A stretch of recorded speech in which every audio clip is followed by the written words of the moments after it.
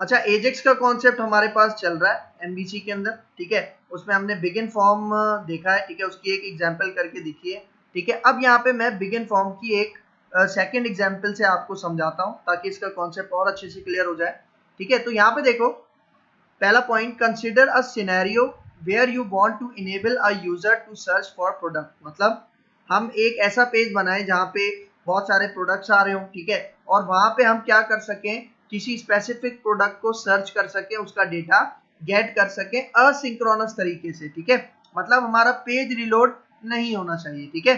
तो यहाँ पे सेकंड पॉइंट में क्या कह रहा है, When a user types a text to search for a product, मतलब हम एक टेक्स्ट बॉक्स बनाएंगे जिसके अंदर हम अपना प्रोडक्ट सर्च करवाएंगे, ठीक है।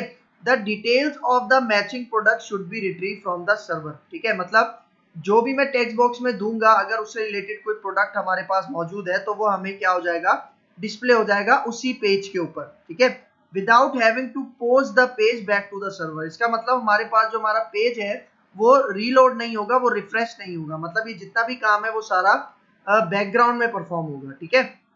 In such scenario you should use an asynchronous form element on the view. मतलब जो हम फॉर्म बनाएंगे वो कौन सा होगा, एजेक्स का बिगिन फॉर्म होगा, और वो असिंक्रोनस तरीके से काम करेगा। मतलब जो क्लाइंट से रिक्वेस्ट जाएगी सर्वर के पास, सर्वर से रिक्वेस्ट जाएगी वापस क्लाइंट के पास, ये सारा बैकग्राउंड में होगा और हमारा पेज रिलोड नहीं होगा, ठीक है। तो इसकी एक और एग्जाम्पल यहाँ पे हम कवर करते हैं। अच्छा देखो, हमारे पास यहाँ पे प्रोडक्ट को सर्च करवाने की बात कर रहे हैं ना, लेकिन हम यहाँ पे सर्च करवाते हैं एम्प्लॉय, ठीक है। मतलब एम्प्लॉय का मैं एक टेबल यहाँ पे ऐड करवाऊंगा और उसके अंदर से मैं एम्प्लॉयज को सर्च करवाऊंगा बाय नेम, ठीक है। एम्प्लॉय का जो नेम होगा उससे मैं सर्चिंग करवाऊंगा, ठीक है। तो यहाँ पे आते हैं अपने विजुअल स्टूडियो में, ठीक है। तो एक न्यू प्रोजेक्ट क्रिएट करते हैं, ठीक है। ASP.NET वेब एप्लीकेशन सिलेक्ट करते हैं और अपने प्रोजेक्ट का नाम हम यहाँ पे रख देते हैं एजेक्स बिगिन फॉर्म 2, ठीक है। सेकंड एग्जांपल है, ओके करते हैं, ठीक है। हमारे यहाँ पे प्रोजेक्ट क्रिएट हो गया है। अब मुझे सबसे पहला काम क्या करना है, मुझे एक डेटाबेस बनाना है एम्प्लॉय के हवाले से और एक टेबल बनाना है उसके अंदर एम्प्लॉय से, ठीक है। तो सबसे पहले मैं अपने ऐप डेटा में आ जाता हूँ, ठीक है। यहाँ पे राइट क्लिक करते हैं और इधर एक डेटाबेस ऐड करते हैं, ऐड में जाते हैं और न्यू आइटम, ठीक है। विजुअल सी शार्प सेलेक्ट करना है, फिर डेटा और एसक्यूएल सर्वर डेटाबेस सेलेक्ट करना है और यहाँ पे हम अपने डेटाबेस का नाम वही रख लेते हैं एम्प्लॉय डीबी, ठीक है। ऐड करते हैं इसको, ठीक है। हमारे पास डेटाबेस ऐड हो गया। अब इसके अंदर एक टेबल ऐड करना है, तो मैं आ जाता हूँ अपने यहाँ पे सर्वर एक्सप्लोरर पे, व्यू पे क्लिक करते हैं, सर्वर एक्सप्लोरर, ठीक है। और ये लास्ट में हमारे पास डेटाबेस आ गया, इसको एक्सपेंड करते हैं और यहाँ पे एक टेबल क्रिएट करते हैं और यहाँ पे आते हैं, राइट क्लिक करते हैं। अच्छा, टेबल जो मैं क्रिएट करूंगा वो मैं क्यूरी के थ्रू क्रिएट करूंगा, क्योंकि मेरे पास क्यूरी मैंने पहले से लिखी हुई है। तो न्यू क्यूरी के ऊपर आते हैं, ठीक है। हमारी न्यू क्यूरी विंडो ओपन हो गई। अब यहाँ पे आ जाता हूँ मैं, ठीक है। मैंने एक एम्प्लॉय के टेबल की क्रिएट की क्यूरी यहाँ पे लिखी हुई है, इसको हम कॉपी पेस्ट कर लेते हैं यहाँ से, ठीक है। यहाँ मैं पेस्ट करता हूँ, ठीक है। अब देखिए सिंपल सा टेबल है, एम्प्लॉय टेबल है और उसके अंदर आईडी जो कि प्राइमरी की ऑटो इंक्रीमेंट है, फिर नेम है, फिर जेंडर है, फिर हमारे पास एज है और फिर सैलरी है, ठीक है। तो यहाँ पे आके मैं प्ले के ऊपर क्लिक करता हूँ तो ये एग्जीक्यूट हो जाएगी क्यूरी,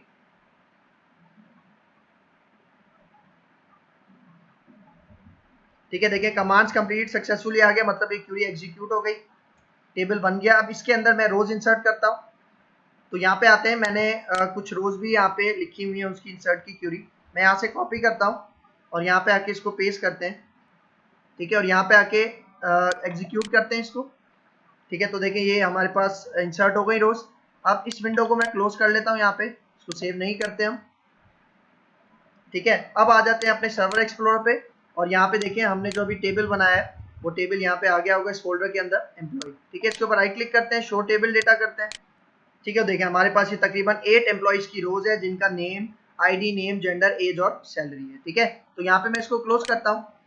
अब सबसे पहला काम क्या करना है, ये जो मैंने एम्प्लॉय का टेबल बनाया है इससे रिलेटेड मुझे मॉडल क्लासेस जनरेट करनी है, ठीक है। तो हम डेटाबेस फर्स्ट अप्रोच का यूज करेंगे।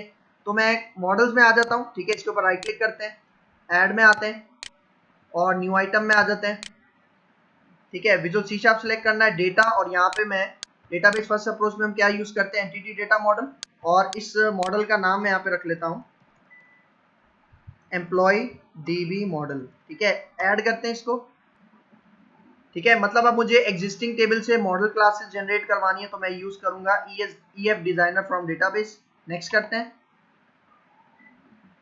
ठीक है, और ड्रॉप डाउन में आ जाते हैं, हमारे डेटाबेस का नाम क्या है, ये सबसे लास्ट में एम्प्लॉय DB सिलेक्ट करो, उससे रिलेटेड कनेक्शन स्ट्रिंग आ जाएगी और कनेक्शन स्ट्रिंग का नाम सेट हो जाएगा एम्प्लॉय DB एंटिटीज, और इसी नाम से हमारी कंटेक्स्ट क्लास जिसके अंदर DB सेट होता है और DB सेट के अंदर सारी रोज स्टोर होती हैं। ठीक है, तो जो हमारी कनेक्शन स्ट्रिंग का नाम है वो भी एम्प्लॉय DB एंटिटीज होगा और जो हमारी कंटेक्स्ट क्लास होती है उसका नाम भी एम्प्लॉय DB एंटिटीज होगा। ठीक है, तो नेक्स्ट करते हैं यहाँ पे।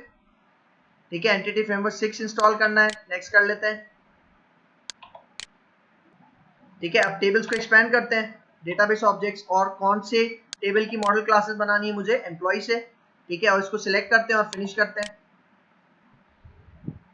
ठीक है, एक दफा ओके कर लेते हैं, एक दफा फिर ओके करते हैं। ठीक है, टेबल के हमारे पास डायग्राम आ गई, इसका मतलब है मॉडल क्लासेस जनरेट हो गई हैं। ठीक है, तो इसको मैं कोलैप्स करता हूँ रेफरेंसेस को और आ जाते हैं अपने मॉडल्स के फोल्डर में। तो यहाँ पे देखो हमारे पास दो क्लासेस बनी है, एक employee.cs के नाम से, ठीक है, जिसके अंदर जो हमारे टेबल के अंदर कॉलम्स थे उससे रिलेटेड सारी प्रॉपर्टीज इस एम्प्लॉय क्लास के अंदर बन गई। ठीक है, और फिर अगर मैं जाऊँ यहाँ पे अपने कंटेक्स्ट क्लास के अंदर, ठीक है, तो यहाँ पे देखो हमारे कंटेक्स्ट क्लास का क्या नाम है, एम्प्लॉय DB एंटिटीज, और इसी के अंदर हमारे पास DB सेट है जिसका नाम हो गया एम्प्लॉयज। मतलब वो जो मैंने 8 रोज इंसर्ट करवाई थी टेबल के अंदर वो सारी रोज किसके पास है, इस DB सेट के पास मौजूद है। ठीक है, तो अब यहाँ पे आते हैं, एक कंट्रोलर क्रिएट करते हैं। ठीक है, तो होम कंट्रोलर यहाँ पे क्रिएट करेंगे हम, कंट्रोलर्स के फोल्डर में आते हैं, ऐड करते हैं और यहाँ पे कंट्रोलर। ठीक है, और इस कंट्रोलर यहाँ पे MVC5 कंट्रोलर एम्प्टी लेंगे और इस कंट्रोलर का नाम हम रख देंगे होम। ठीक है, ऐड करते हैं इसको। ठीक है, ये हमारे पास कंट्रोलर उसका इंडेक्स सेक्शन मेथड आ गया। अब एक दफा इसका व्यू बनाने से पहले मैं इसको बिल्ड कर लेता हूँ क्योंकि अभी हमने मॉडल ऐड किया है, इसको रीबिल्ड करते हैं। ठीक है, रीबिल्ड ऑल सक्सीडेड हो गया। ठीक है, अब यहाँ पे आते हैं, इसका एक हम व्यू क्रिएट कर लेते हैं इंडेक्स सेक्शन मेथड का, जिसके ऊपर हम वो फॉर्म बनाएंगे। कौन सा फॉर्म, जिसमें एक सर्च के लिए टेक्स्ट बॉक्स होगा और एक बटन होगा। ठीक है, ऐड व्यू करते हैं यहाँ पे। ठीक है, और यहाँ पे मैं ले लूंगा लिस्ट। ठीक है, क्योंकि सारा डेटा जो है वो टेबुलर फॉर्मेट में लिस्ट में मैं डिस्प्ले करवाऊंगा। मॉडल क्लास कौन सी है हमारी, एम्प्लॉय, और डेटा कंटेक्स्ट क्लास कौन सी है जिसमें DB सेट है, एम्प्लॉय DB एंटिटी। इसको सिलेक्ट करते हैं और यहाँ पे ऐड करते हैं। ठीक है, ये हमारे पास व्यू आ गया। अब इसमें मतलब वही जो लिस्ट में हमारे पास टेबुलर फॉर्मेट में जो डेटा डिस्प्ले होता है। ठीक है, अब इसके अंदर मुझे कुछ डेटा यहाँ पे नहीं चाहिए। वो कौन कौन सा डेटा है, ये जो क्रिएट की लिंक है, ठीक है, ये जो पैराग्राफ में, इसको मैं यहाँ से रिमूव कर देता हूँ। नीचे आते हैं। ठीक है, और फिर हमारे पास ये जो हर रो के बाद एडिट, डिलीट और डिटेल्स के लिंक जनरेट होते हैं, ये भी मुझे नहीं चाहिए, तो इसको भी मैं यहाँ से रिमूव कर देता हूँ। ठीक है, और अब आ जाते हैं हम यहाँ पे क्रिएट करते हैं अपना एजेक्स फॉर्म। ठीक है, मतलब बिगिन फॉर्म जो एजेक्स का हेल्पर है उसकी मदद से मैं एक फॉर्म बनाऊंगा जिसमें मैं सर्च के लिए टेक्स्ट बॉक्स लूंगा और एक यहाँ पे बटन लूंगा। ठीक है, तो यहाँ पे आते हैं, सबसे पहले मैं यहाँ पे कर लेता हूँ यूजिंग। ठीक है, और यूजिंग से पहले मुझे @ लगाना है। ठीक है, और इसके अंदर मैं यहाँ पे यूज करूंगा एजेक्स। ठीक है, पहले इसके कर्ली ब्रैकेट ओपन कर लेते हैं। ठीक है, यूजिंग के, और फिर एजेक्स का मैं हेल्पर यूज करूंगा, कौन सा, बिगिन फॉर्म। ठीक है, ये बिगिन फॉर्म ओपन कर लिया। अब जब मैं इस फॉर्म को सबमिट करूंगा तो ये कौन से एक्शन मेथड के पास जाएगा, इंडेक्स के पास जाएगा। ठीक है, और इंडेक्स एक्शन मेथड कौन से कंट्रोलर में मौजूद है, होम कंट्रोलर में मौजूद है। ठीक है, और फिर आ जाते हैं, अब हम इसके देते हैं एजेक्स ऑप्शंस। ठीक है, थर्ड आर्ग्यूमेंट में हम एजेक्स ऑप्शंस देते हैं। ठीक है, तो मैं यहाँ पे उसका ऑब्जेक्ट पास कर देता हूँ। ठीक है, तो यहाँ पे सबसे पहले न्यू और उसके बाद एजेक्स ऑप्शंस। ठीक है, इसका ऑब्जेक्ट बना के इसके पैरेंथेसिस के अंदर अब मैं वो ऑप्शंस दूंगा। सबसे पहले हम एक ऑप्शन यूज करते हैं HTTP मेथड। दो मेथड्स होते हैं, हम यहाँ पे कौन सा मेथड यूज करेंगे, पोस्ट, और इसके बाद इंसर्शन मोड। ठीक है, इंसर्शन मोड में यहाँ पे यूज कर लेता हूँ रिप्लेस का। ठीक है, इंसर्शन मोड डॉट रिप्लेस। सही है, मतलब जब हमने ये जो बिगिन फॉर्म का फर्स्ट एग्जांपल देखी थी उसके अंदर ये मैंने ऑप्शन सारे डीप में समझाए थे। अगर किसी को प्रॉब्लम है तो वो पहला पार्ट इसका देख सकता है, फर्स्ट एग्जांपल वाला, वो हमारी प्लेलिस्ट में मौजूद है। ठीक है, फिर इसके बाद तीसरा मैं यहाँ पे लेता हूँ जिसको हम कहते हैं अपडेट टारगेट आईडी। ठीक है, और इसके अंदर मैं एक div बनाऊंगा जिसकी आईडी में क्या सेट कर दूंगा, div अपडेट। ठीक है, मतलब जब मैं फॉर्म सबमिट करूंगा तो ये कहाँ पे जाएगा, इंडेक्स एक्शन मेथड में जाएगा, और जो भी रिस्पॉन्ड ये एक्शन मेथड हमें देगा वो कौन से div में अपडेट हो जाएगा, जिसकी आईडी ये होगी div अपडेट। ठीक है, तो ये div अभी मुझे बनाना है, चाहिए।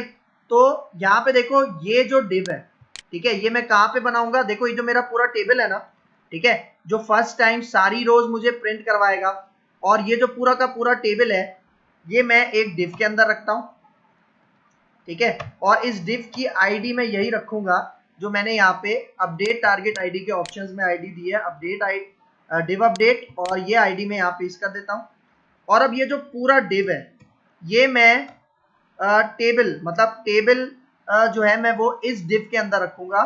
ठीक है, तो ये टेबल का टैग जहाँ पे क्लोज हो रहा है, इसके बाद मैं अपने ये div को यहाँ पे क्लोज कर देता हूँ। ठीक है, सही है, मतलब ये जो हमारा div अपडेट है, ठीक है, इसके अंदर हमारे पास क्या आ गया, पूरा टेबल आ गया। क्योंकि देखो भाई फर्स्ट टाइम क्या होगा, फर्स्ट टाइम जब मैं रन करूंगा ये जो पूरा का पूरा टेबल है ये मुझे 8 रोज दिखाएगा। ठीक है, लेकिन जब मैं सर्चिंग परफॉर्म करूंगा और उसके बाद जो भी डेटा उस सर्चिंग के अगेंस्ट मुझे मिलेगा वो इस div से रिप्लेस हो जाएगा। ठीक है, मतलब फॉर एग्जांपल मैंने अपने टेक्स्ट बॉक्स में लिखा a, तो a से जितने भी डेटा होंगे वो हमारे पास इस टेबल से क्या हो जाएंगे, रिप्लेस हो जाएंगे। ठीक है, क्योंकि मैंने इसको इस div के अंदर रखा हुआ है, और इंसर्शन मोड क्या यूज किया हुआ है, रिप्लेस यूज किया हुआ है। ठीक है, ये इसका एक पॉइंट है। ठीक है, अच्छा अब मैं बनाता हूं ये मेरा जो एजेक्स बिगिन फॉर्म है, इसके पैरेंथेसिस है, इसके अंदर मुझे बनाना है एक फॉर्म। ठीक है, तो मैं यहाँ पे सबसे पहले एक हम लेबल ले लेते हैं, लेबल का टैग। ठीक है, और इसको मैं कह देता हूं सर्च बाय नेम। ठीक है, सर्च बाय नेम हमारे पास ये आ जाएगा। ठीक है, ये लेबल है, और अब मुझे चाहिए टेक्स्ट बॉक्स। टेक्स्ट बॉक्स के लिए हम टैग यूज करते हैं इनपुट टाइप। ठीक है, और टाइप में यहाँ पे इसकी कर देता हूँ टेक्स्ट, और इस टेक्स्ट बॉक्स का नेम, ठीक है, उसका नाम रख देता हूं मैं क्यू। क्यों रख रहा हूं मैं इसका नाम, क्योंकि यहाँ पे जब भी मैं इस टेक्स्ट बॉक्स के अंदर कोई भी वैल्यू दूंगा तो उस वैल्यू को कॉल करवाने के लिए मैं इसका नेम यूज करूंगा। ठीक है, फिर इसके बाद हम एक बटन लेंगे, ठीक है, इनपुट टाइप, और यहाँ पे सबमिट बटन लेंगे। ठीक है, और फिर इसकी वैल्यू हम रख देंगे सर्च। ठीक है, जो हमें बटन के अंदर नजर आएगी। ठीक है, इसको सेव करते हैं यहाँ पे, सही है, एक हमारे पास पॉइंट ये हो गया। अब मुझे क्या करना है, देखो जब मेरा फर्स्ट टाइम पेज लोड होगा, ठीक है, तो कौन सा एक्शन मेथड चलेगा, इंडेक्स एक्शन मेथड चलेगा, और इसके अंदर पहले से सारा डेटा शो होना चाहिए हमारे इस टेबल के अंदर। ठीक है, जो हमारे पास टेबल है इसके अंदर वो 8 की 8 रोज हमारे पास यहाँ पे शो होनी चाहिए। ठीक है, तो मैं यहाँ पे देखो हमारे पास मैंने आपको बताया था जो रोज हैं वो हमारे पास कहाँ पर है, ये जो हमारे पास DB कंटेक्स्ट क्लास है जिसका नाम है एम्प्लॉय DB एंटिटीज, इसके अंदर एक DB सेट होता है जिसके अंदर हमारे टेबल की सारी रोज मौजूद होती हैं। तो इस क्लास का मुझे ऑब्जेक्ट बनाना है यहाँ पे। ठीक है, और ये जो क्लास है ये मॉडल्स के फोल्डर में है, तो उसका नेम स्पेस हम नीचे से ऐड करवा लेते हैं। ठीक है, हिंट पे यहाँ पे आके क्लिक करता हूँ तो ये इंपोर्ट हो जाएगा ऊपर, सही है, जिसके अंदर ये क्लास मौजूद है। ठीक है, इसका ऑब्जेक्ट बनाते हैं DB।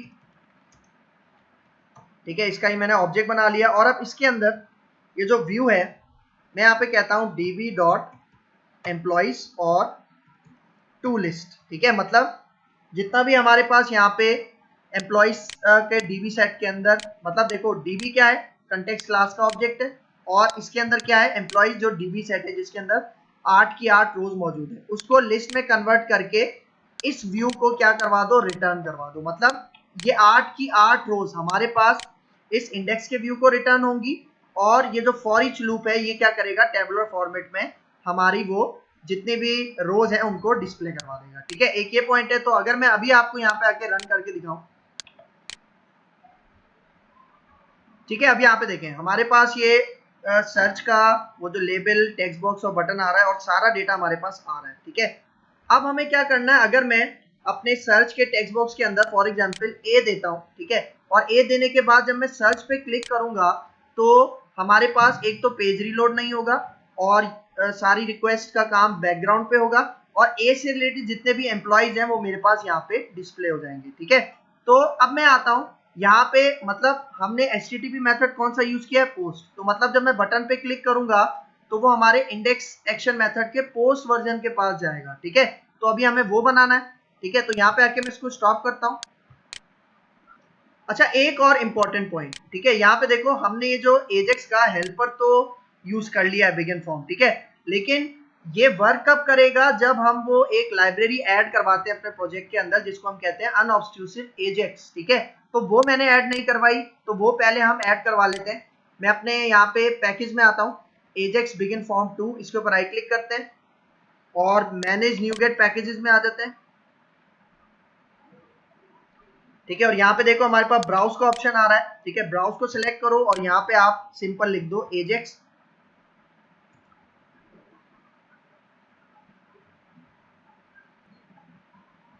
ठीक है। तो ये पहला पहला ऑप्शन आएगा आपके पास, माइक्रोसॉफ्ट जेक्वेरी अनऑब्स्ट्रूसिव एजेक्स, इसको सिलेक्ट करना है और इंस्टॉल करना है। इंस्टॉल पे क्लिक कर दें,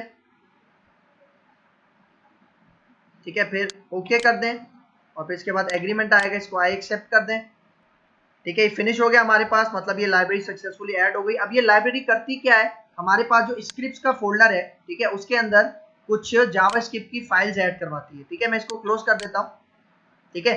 यहाँ पे देखो स्क्रिप्ट्स के फोल्डर में आ जाओ और देखो हमारे पास यहाँ पे unobtrusive ajax dot min dot JS और डॉट जीएस, ठीक है। ये मुझे यहाँ पे अपने व्यू के अंदर ऐड करवानी है। तो ये जो मेरा इंडेक्स का व्यू है, ठीक है, मैं सबसे इसके लास्ट में आ जाता हूँ और मुझे दो यहाँ पे जावास्क्रिप्ट की फाइल चाहिए। एक तो चाहिए jQuery min.js, ठीक है, ठीक है, मतलब ये अनऑब्स्ट्रूसिव के साथ ये लाजमी ऐड करनी है। और इसके बाद अनऑब्स्ट्रूसिव ajax.min.js, ठीक है, इसको इसी के नीचे आप ऐड करवा दें ड्रैग एंड ड्रॉप करके, ठीक है। अब ये वाला सारा काम हो गया। अब मुझे क्या काम करना है, ठीक है, मतलब ये लाजमी आपको स्क्रिप्ट फाइल्स ऐड करवानी है, तभी आपके पास ये एजेक्स का बिगिन फॉर्म सही तरह वर्क करेगा, ठीक है। अब मुझे क्या करना है, अब मैं आ जाता हूं, चूंकि जब मैं फॉर्म को सबमिट करूंगा रिक्वेस्ट कहां जाएगी, इंडेक्स सेक्शन के मेथड के पास। तो मैं अपने कंट्रोलर में आता हूं और यहाँ पे इसी का मैं एक वर्जन बनाऊंगा HTTP पोस्ट वर्जन, ठीक है। क्योंकि जब मैं बटन पे क्लिक करूंगा, मतलब टेक्स्ट बॉक्स में मैं कोई भी वर्ड देता हूं A, और जब मैं क्लिक करूंगा तो वो इस एक्शन मेथड के पास आएगा जिसके ऊपर ये HTTP पोस्ट लगा हुआ होगा, ठीक है। और वो जो टेक्स्ट बॉक्स था, ठीक है, उसका मैंने नाम क्या रखा था, ठीक है, मतलब सर्च टेक्स्ट बॉक्स का उसका नेम रखा था मैंने क्यू, ठीक है। तो जब मैं सबमिट पे क्लिक करूंगा वो आ जाएगा इस इंडेक्स एक्शन मेथड का जो आर्गुमेंट होगा, ठीक है। और देखो इसके आर्गुमेंट का नाम मैं वही रख रहा हूँ क्यू, जो मैंने अपने सर्च टेक्स्ट बॉक्स का नेम रखा था, ठीक है। ये लाजमी दोनों सेम होने चाहिए, तभी उस टेक्स्ट बॉक्स का डेटा इस आर्गुमेंट पे आके स्टोर होगा, ठीक है। तो अब मैं यहाँ पे आता हूँ, ठीक है, ठीक है। देखो अब सबसे पहले मैं क्या काम करूंगा, मतलब जो भी टेक्स्ट बॉक्स का डेटा आएगा वो किसके पास आएगा, क्यू के पास आएगा। तो यहाँ पे पहले मैं इफ की कंडीशन लगाता हूँ, ठीक है। तो इफ की कंडीशन में मैं सबसे पहले क्या कहूंगा, हमारे पास स्ट्रिंग का एक मेथड होता है जिसको हम कहते हैं इज नल और एम्प्टी, ठीक है। और इसके अंदर मैं पास कर दूंगा क्यू, मतलब इज नल और एम्प्टी क्या करता है, मतलब टेक्स्ट बॉक्स का जो भी डेटा आएगा वो क्यू के पास आएगा। तो अब इज नल और एम्प्टी चेक करेगा कि ये क्यू एम्प्टी या नल तो नहीं है। अगर ये क्यू एम्प्टी या नल होगा तो इज नल और एम्प्टी रिटर्न करता है ट्रू, लेकिन अगर क्यू के अंदर कोई ना कोई डेटा होगा तो इज नल और एम्प्टी क्या रिटर्न करता है, फॉल्स। तो मैं इसको चेक करवाता हूँ किसके लिए, फॉल्स के लिए, कि भाई अगर ये एम्प्टी नहीं है तो क्या काम हो। तो अब यहाँ पे आके मैं एक लिस्ट क्रिएट करता हूँ, ठीक है, और वो लिस्ट किस टाइप की होगी, एम्प्लॉय टाइप की होगी, और इसका नाम मैं रख देता हूँ EMP, ठीक है। और अब मैं यहाँ पे कहता हूँ ये जो मेरे पास कंटेक्स्ट क्लास का ऑब्जेक्ट था DB, इसके अंदर जो DB सेट है जिसका क्या नाम है एम्प्लॉइज, ठीक है, इसका मैं एक मेथड यूज करता हूँ वेयर, ठीक है। और मतलब अब मैं कंडीशन लगाऊंगा, ये हमारे पास एक्सप्रेशन होती है, ठीक है, मॉडल, और यहाँ पे मैं इसको कहता हूँ मॉडल डॉट नेम, ठीक है, मतलब नेम के थ्रू मैं सर्चिंग करवाऊंगा। और यहाँ पे एक इसका मेथड होता है स्टार्ट्स विद, ठीक है, और इसके अंदर मैं पास कर दूंगा क्यू, मतलब मैं कह रहा हूं यहाँ पे जो भी क्यू है, ठीक है, वो चेक करो कि हमारे नेम का जो कॉलम है उसके अंदर कहाँ कहाँ स्टार्ट होता है। तो जहां जहां भी स्टार्ट होता है उसका सारा डेटा टू लिस्ट में कन्वर्ट करके आप किसको पास कर दो, EMP को।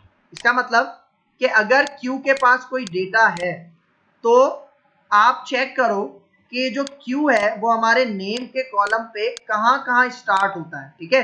मतलब फॉर एग्जाम्पल हमारा अगर मैंने क्यू के अंदर दिया ए, तो ए फॉर एग्जाम्पल 2 एम्प्लॉइज के पास है, तो वो 2 एम्प्लॉइज की जितनी भी रोज हैं वो लिस्ट में कन्वर्ट होके किसको पास हो जाएंगी, ईएमपी को पास हो जाएंगी, ठीक है।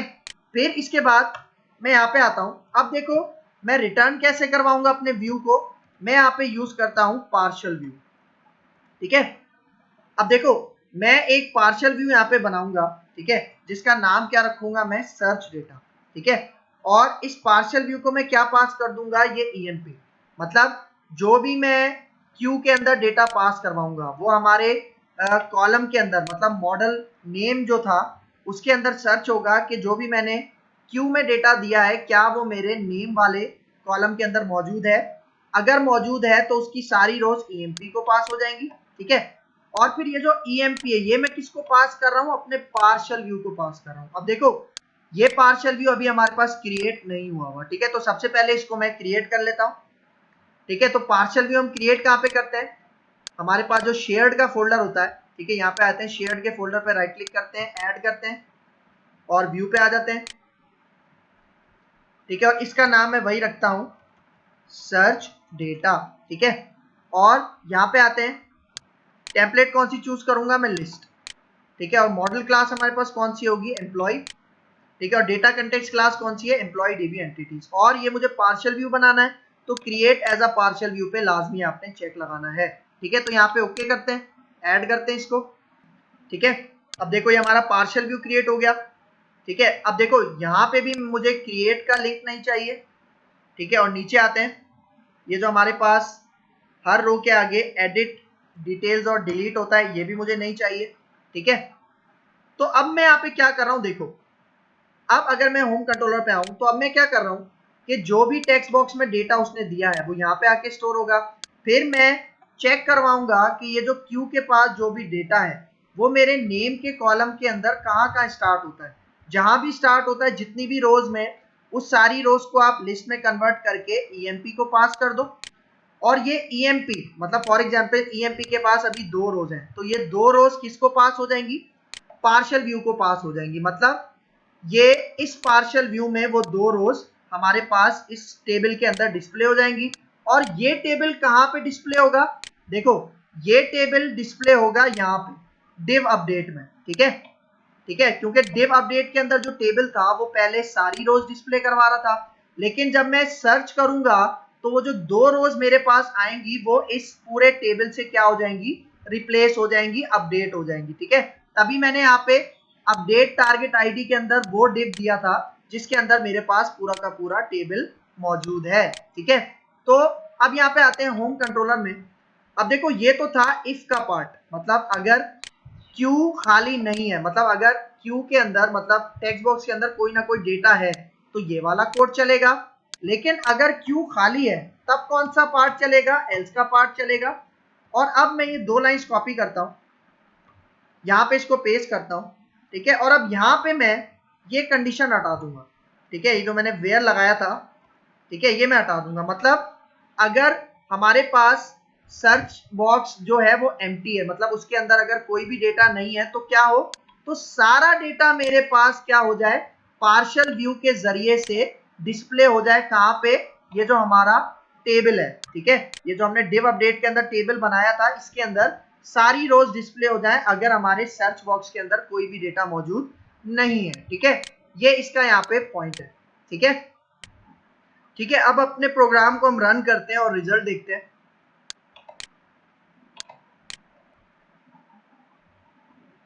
ठीक है, तो अब देखें यहाँ पे मेरे पास सर्च बॉक्स आ रहा है और सारा डेटा आ रहा है। अब मैं अगर यहाँ पे फॉर एग्जांपल ए लिखता हूँ, ठीक है, यहाँ पे ए टाइप करता हूँ और अब सर्च पे जब मैं क्लिक करूंगा तो रिक्वेस्ट कहाँ जाएगी, वो जो हमारे पास पोस्ट वर्जन था इंडेक्स सेक्शन मेथड का उसके पास जाएगी। लेकिन ये सारा काम असिंक्रोनस तरीके से होगा, मतलब पेज रीलोड हमारा नहीं होगा। तो मैं यहाँ पे आता हूँ, सर्च पे क्लिक करते हैं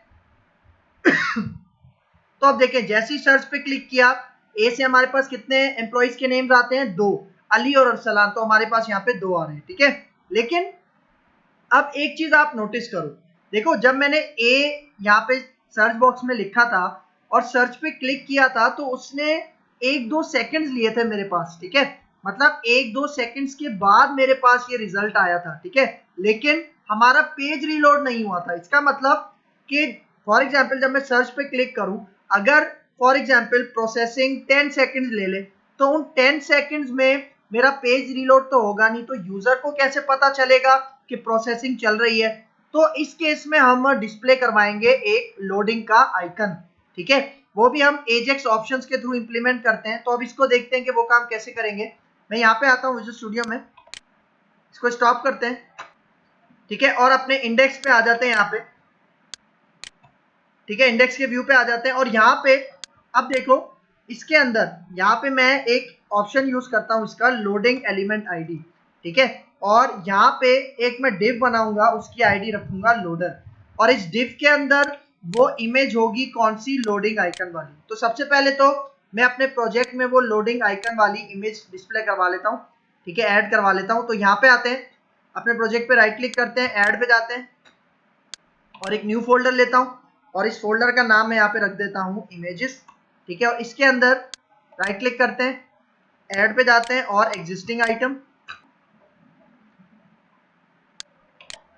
ठीक है, डेस्कटॉप पे आ जाते हैं और यहाँ पे मेरे पास एक इमेज मौजूद है, ठीक है, ये एक इमेज मौजूद है लोडिंग के नाम से, ठीक है, जिफ इमेज है ये, मतलब ये मूव होते हुए आपको नजर आएगी। इसको सिलेक्ट करते हैं और ऐड करते हैं, ठीक है, इमेजेस के फोल्डर में ये ऐड हो गई। तो अब इस नाम से, ठीक है, लोडर के नाम से मैं एक डिव बनाता हूँ और ये डिव बना लेते हैं हम ऊपर, ठीक है, डिव, और इसकी आईडी मैं क्या रख दूंगा, लोडर, ठीक है, और इसके अंदर यहाँ पे मैं इमेज के टैग के थ्रू, ठीक है, एक इमेज जो हमने यहाँ पे अभी इमेजेस के फोल्डर में रखी है जिसका नाम है लोडिंग, ठीक है, इसको विड्थ और हाइट हम सेट कर देते हैं, विड्थ 100 दे देते हैं, हाइट दे देते हैं 100, ठीक है। अब देखो ये जो डिव है ना, देखो अगर मैं अभी पेज लोड करूं, मतलब रन करूं, तो ये आइकन मुझे पहले से शो हो रहा होगा, ठीक है, तो मुझे ये आइकन पहले से शो नहीं करवाना, इसलिए हम यहाँ पे CSS में अप्लाई करूंगा और इसके अंदर एक प्रॉपर्टी होती है डिस्प्ले, ठीक है, उसकी डिस्प्ले प्रॉपर्टी को मैं यहाँ पे कर देता हूँ नन, ठीक है। इससे क्या होगा कि जब मैं अपना फॉर्म एजेक्स फॉर्म जब मैं अपना सबमिट करूंगा, उसके बाद जब प्रोसेसिंग स्टार्ट होगी, तब जब तक वो प्रोसेसिंग चल रही है तब तक ये मुझे लोडिंग आइकन डिस्प्ले होगा, ठीक है। तो अब यहाँ पे आते हैं और इसको रन करते हैं और अब रिजल्ट देखते हैं,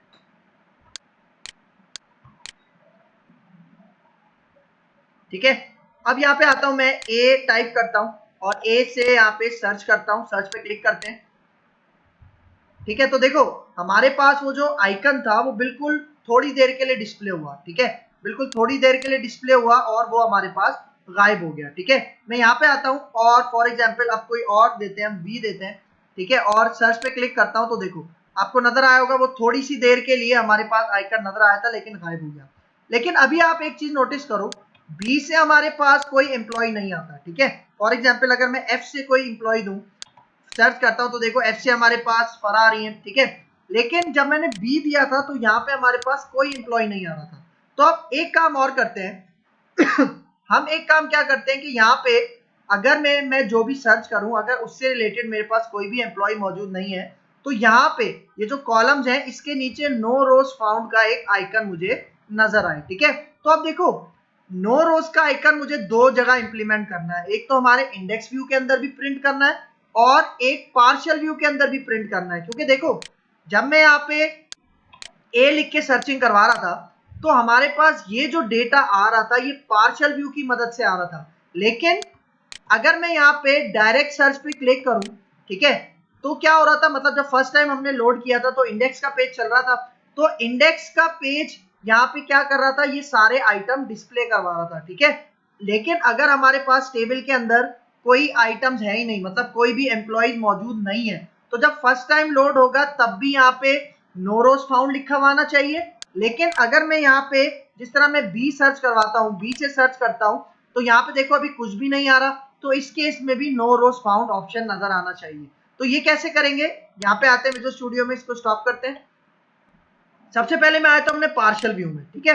अब देखो हमारे पास जितना भी डेटा है, मतलब जितना भी टेबल में डेटा है वो डिस्प्ले कौन करवाता है, ये फॉर ईच का लूप, ठीक है, इसको बार बार एग्जीक्यूट करके वो डेटा डिस्प्ले करवाता है। तो इससे पहले मतलब ये हमारे पास हेडिंग्स हैं, ठीक है, मतलब ये जो पहली रो है यहाँ से लेके यहाँ तक ये हमारे पास हेडिंग है। तो फॉर ईच लूप है, इससे पहले मैं यहाँ पे एक इफ की कंडीशन लगाता हूँ और यहाँ पे मैं कहता हूँ जो हमारा मॉडल है इसके पास जितनी भी रोज आ रही हैं उसको काउंट करो, अगर वो बराबर है किसके, 0 के, तो इसका मतलब कोई रो मौजूद नहीं है। तो यहाँ पे अब मैं एक tr और ओपन करता हूँ और इसके अंदर td ओपन करता हूँ और इसके अंदर मैं एक मैसेज लिख देता हूँ नो रोज फाउंड, ठीक है, इस तरह से। और देखो ये जो कॉलम है ये मुझे इन चारों कॉलम्स के नीचे स्ट्रेच हो के मिलना चाहिए। तो मैं यहाँ पे td में कॉल स्पैन दे देता हूँ 4। इससे क्या होगा कि ये जो हमारे पास नो रोज फाउंड का ऑप्शन आएगा ये इन चारों हेडिंग्स के नीचे बिल्कुल स्ट्रेच होके आएगा, ठीक है। तो मैं कह रहा हूं अगर मॉडल काउंट 0 है तो क्या हो, ये वाला tr आ जाए, ठीक है, मतलब फिर ये फॉर ईच का लूप नहीं चलेगा क्योंकि इस फॉर ईच के लूप को मैं एल्स के पार्ट में यहाँ पे रख देता हूँ, ठीक है। तो मतलब ये जो एल्स का हमारे पास क्लोजिंग डिव है ये मैं वहां बंद कर दूंगा जहां पे मेरा ये फॉर ईच का लूप एंड हो रहा है इसके बाद में, ठीक है। तो अब देखो यहाँ पे मैंने इफ स्टार्ट करते हुए @ लगाया था, तो अब मुझे फॉर ईच से पहले @ लगाने की जरूरत नहीं है क्योंकि ये सारा अब एक ही कोड है, ठीक है। तो अब देखो यही वाली चीज ये अभी मैंने इंप्लीमेंट कहाँ पे किया है, सर्च डेटा में, ठीक है। मतलब अगर मैं कोई सर्च बॉक्स में जैसे बी दे रहा था तो कोई भी डेटा हमारे पास बी से हमारे टेबल में मौजूद नहीं था तब ये वाला पार्ट चलेगा, लेकिन अगर मैं ए दे रहा था तब कौन सा पार्ट चल रहा था, एल्स वाला पार्ट चल रहा था, ठीक है। तो अगर यहाँ पे फॉर एग्जाम्पल मैं बी दूंगा तो यहाँ पे मेरे पास ये वाला पार्ट चलेगा। अब देखो इसी पार्ट को मैं यहाँ से कॉपी करता हूँ, ठीक है, यहाँ तक ये जो फॉर ईच लूप का क्लोजिंग ब्रैकेट है और इसी को अब मैं पेस्ट करूंगा अपने इंडेक्स के व्यू पे, ठीक है, क्योंकि इंडेक्स के व्यू पे भी हमारे पास ये मौजूद है। तो देखो जो फॉर ईच लूप है यहां से मैं इसको सिलेक्ट करता हूं और जहां पे ये फॉर ईच लूप का क्लोजिंग ब्रैकेट है इन पूरे को सिलेक्ट करके अब मैं यहाँ पे कंट्रोल V कर देता हूं ताकि वो वाला कोड पेस्ट हो जाए, ठीक है, सही है। देखो यहाँ पे भी अब इफ की कंडीशन लग गई, ठीक है। तो देखो अब अगर मैं यहाँ पे आऊं और अपना ये प्रोग्राम रन करता हूं तो अब आप रिजल्ट देखो, ठीक है। अब देखो अगर मैं यहाँ पे आऊं ए के ऊपर क्लिक करूं, अच्छा देखो अभी हमारे पास चूंकि मैंने इंडेक्स के व्यू में भी वो इफ की कंडीशन लगाई है ना, तो अभी तो मेरे पास रोज हैं इसके अंदर, तभी एल्स का पार्ट चल रहा है और फॉर ईच लूप 8 रोज दिखा रहा है। अगर मेरे टेबल के अंदर एक रो भी नहीं होती तो हमें यहाँ पे वो क्या दिखाता, नो रोज फाउंड, ठीक है। और यही काम मैंने पार्शियल व्यू में भी किया था, मतलब अगर मैं यहाँ पे ए दूं तब पार्शियल व्यू हमें डेटा रिटर्न करेगा। अगर मैं सर्च पे क्लिक करूं, ठीक है, तो देखो लोड हो रहा है यहाँ पे और जैसे ही लोड हो जाएगा हमारे पास पार्शियल व्यू हमारे इस डिव अपडेट के अंदर क्या हो जाएगा, रिप्लेस हो जाएगा उसका डेटा, ठीक है। तो देखो ये हमारे पास 2 रिकॉर्ड्स आ गए, मतलब अब इसने थोड़ा प्रोसेसिंग में टाइम लिया इसलिए वो जो लोडिंग आइकन है वो हमारे पास थोड़ा ज्यादा देर तक डिस्प्ले हुआ है, ठीक है। अगर मैं अब यहाँ पे बी दे दूं तो बी से कोई एम्प्लॉय नहीं है, तो अगर अब मैं सर्च पे क्लिक करूं तो देखो क्या मैसेज आ रहा है, नो रोज फाउंड, ठीक है। अच्छा अगर मैं यहाँ पे हटा दूं इसको बी और अब अगर सर्च पे क्लिक करूं, ठीक है, तो एल्स का पार्ट चल रहा था तो एल्स का पार्ट हमारे पास सारी रोज डिस्प्ले करवा रहा था, ठीक है। अगर मैं आपको यहाँ पे दिखाऊं, ठीक है, जब मैंने यहाँ पे सर्च पे क्या कंडीशन लगाई थी कि अगर सर्च पे क्लिक हुआ और अगर क्यू के पास कोई डेटा है तो इफ का पार्ट चलेगा, लेकिन अगर क्यू के पास कोई भी डेटा नहीं है तो एल्स का पार्ट चलेगा और एल्स के पार्ट में हमें सारा डेटा डिस्प्ले हो जाएगा, मतलब 8 की 8 रोज डिस्प्ले हो जाएंगी, ठीक है। एक इसका ये पॉइंट हो गया। तो अब देखो जब मैं यहाँ पे फर्स्ट टाइम इसको रन करता हूँ, ठीक है, अपने इसको, तो यहाँ पे इंडेक्स का एक्शन मेथड चलता है और ये क्या करता है, ये हमें 8 की 8 रोज डिस्प्ले करवाता है। लेकिन अगर मेरे पास एक भी रो ना हो तब क्या हो, तो देखो तब मैंने यहाँ पे अपने इंडेक्स व्यू में ये इफ वाली कंडीशन लगाई थी, ठीक है, जिसके अंदर नो रोज फाउंड आ रहा था, तब वो वाला पार्ट चलेगा। तो अगर मैं अपनी इन 8 की 8 रोज को डिलीट करूं, ठीक है, तो देखो मैं यहाँ पे जाता हूँ सर्वर एक्सप्लोरर पे और इसको मैं एक्सपेंड करता हूँ अपने डेटाबेस को। देखो हमने डेटाबेस का नाम रखा था एम्प्लॉय डीबी नाम रखा था, लेकिन जब हमने वो कंटेक्स्ट क्लास बनाई थी तब उसका नाम उस कंटेक्स्ट क्लास से क्या हो गया, रिप्लेस हो गया, ठीक है। मतलब जो कनेक्शन स्ट्रिंग का नाम था उससे रिप्लेस हो गया। तो अब मैं यहाँ पे आता हूँ, ये मेरा टेबल है, इसके ऊपर राइट क्लिक करते हैं, ठीक है। इसके अंदर अभी डेटा मौजूद है, ठीक है, 8 की 8 रोज मौजूद है जो हमें इंडेक्स का व्यू डिस्प्ले करवा रहा है, ठीक है। अब मैं यहाँ पे ये सारी रोज डिलीट करता हूँ। तो डिलीट करने के लिए एम्प्लॉय पे राइट क्लिक करते हैं, न्यू क्यूरी पे आते हैं और मैं एक क्यूरी एग्जीक्यूट करता हूँ, ट्रंकेट टेबल, और हमारे टेबल का क्या नाम है, एम्प्लॉय। अब ट्रंकेट की कमांड क्या करती है, हमारे टेबल के अंदर जितनी भी रोज होंगी उन सबको ट्रंकेट कर देगी, डिलीट कर देगी, ठीक है। तो मैं यहाँ पे आके अब एग्जीक्यूट करता हूं तो देखो कमांड्स कंप्लीटेड सक्सेसफुली। और अब अगर आपको मैं शो टेबल करके दिखाऊं, ठीक है, इसको एक दफा रिफ्रेश कर लेते हैं, ठीक है। देखो अब हमारे पास यहाँ पे एक भी रो मौजूद नहीं है। इसका मतलब अब अगर मैं अपना इंडेक्स का व्यू रन करूंगा तो हमारे पास ये जो इफ की कंडीशन थी ये एग्जीक्यूट होगी। तो अब यहाँ पे आके इसको हम रन करते हैं, ठीक है। तो देखो अभी क्या आ रहा है हमारे पास, नो रोज फाउंड। क्यों? क्योंकि हमारे पास मैंने सारी रोज डिलीट कर दी थी, तो ये रिजल्ट आ रहा है, ठीक है। तो इस तरह से आप क्या कर सकते हो, सर्च फंक्शनैलिटी इंप्लीमेंट कर सकते हो अपने टेबल्स के ऊपर, ठीक है, विद एजेक्स, ठीक है, क्योंकि हमने एजेक्स का बिगिन फॉर्म हेल्पर यूज किया है, ठीक है। असिंक्रोनस तरीके से हमने यहाँ पे काम किया, ठीक है। क्लियर है यहाँ तक?